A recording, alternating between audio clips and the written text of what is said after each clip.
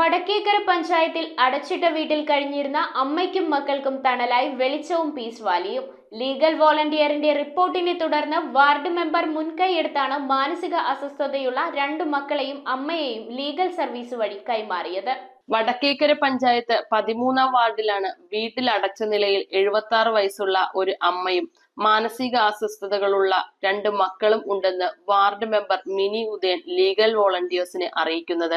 രാത്രിയോടെ വീട് വിട്ടിറങ്ങിയ ഇളയമകൾ ബീനയെ കൊടുങ്ങല്ലൂർ പോലീസ് വെളിച്ചമെന്ന സംഘടനയിൽ എത്തിച്ചു. Taluk legal service committee secretary Muhammad Saif, legal volunteer Asha Shabu, panel lawyer Betty Aluka എന്നിവരടങ്ങുന്ന സംഘം വീട്ടിലെത്തി അമ്മയെയും മൂത്ത മകളെയും താലൂക്ക് ആശുപത്രിയിലെത്തിച്ച് പ്രാഥമിക ശുശ്രൂഷ നൽകി. ശേഷം chairperson of taluk legal service committee north Paravur, additional district judge and session judge ആയ ജ്യോതി വി, കൂടാതെ സബ് ജഡ്ജും district legal service authority Ernakulam secretary ആയ രഞ്ജിത ആർ തുടങ്ങിയവരുടെ നേതൃത്വത്തിൽ ഇവരെ പീസ് വാലിയിലേക്ക് മാറ്റി. ഹ്യൂമൻ കെയർ ഫൗണ്ടേഷന്റെ പുനരധിവാസ കേന്ദ്രമായ പീസ് വാലിയിലേക്ക് ഇളയമകളെയും എത്തിക്കാൻ ശ്രമിക്കുകയാണിവർ. News bureau, Paravur.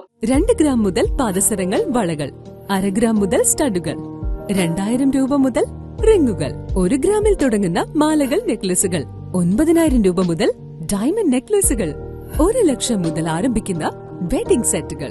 Maharaja gold and diamonds,